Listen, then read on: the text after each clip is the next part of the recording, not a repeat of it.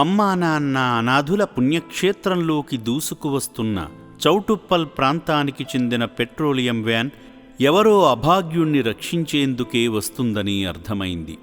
ఆ వ్యానులో నుండి దిగుతున్న ఆ మతిలేని మనిషి పంతంగి టోల్గేట్ సమీపంలో డివైడర్ మధ్యలో పడుకున్నాడట.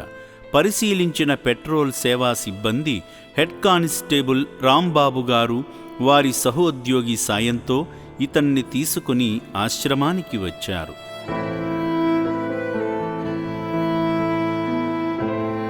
హెడ్ కానిస్టేబుల్ రాంబాబు గారి మాటలను విందాం. విధులు నిర్వహిస్తుంటాను. నా పేరు రాంబాబు, హెడ్ కానిస్టేబుల్ని.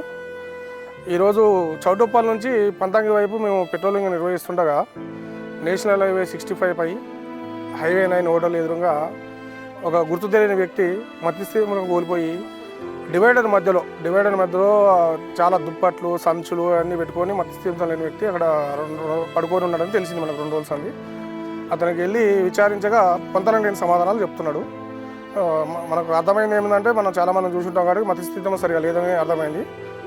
ఈ పరిస్థితులలో మనం ఎందరికో ఆశ్రయం కల్పిస్తున్నటువంటి అమ్మా నాన్న అనాథాశ్రమానికి తీసుకురావడం జరిగింది. మా పోలీస్ శాఖ తరఫున ఆశ్రమం వారిని ఇతనికి మతిస్థితం సరిగా అయ్యేంతవరకు ఉంచుకొని కొంచెం అతని డీటెయిల్స్ సమాచారం తెలుసుకొని అతని కుటుంబ సభ్యుల వరకు చేర్చవలసిందిగా పోలీస్ శాఖ తరఫున మనం చేస్తున్నాం.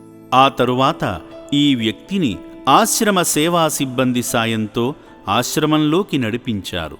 ముందుగా ఆశ్రమంలో ఉన్న వైద్య విభాగానికి తీసుకువెళ్ళి తన ఆరోగ్య పరిస్థితిని చెక్ చేయించారు.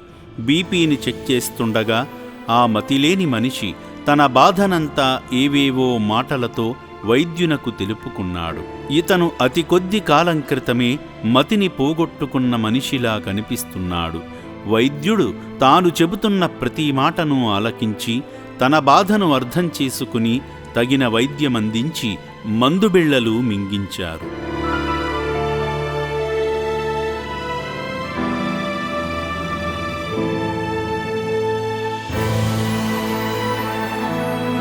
ఆ తరువాత ఈ వ్యక్తిని భోజనశాలకు తీసుకువెళ్ళి ప్లేటు నిండా భోజనం పెట్టారు.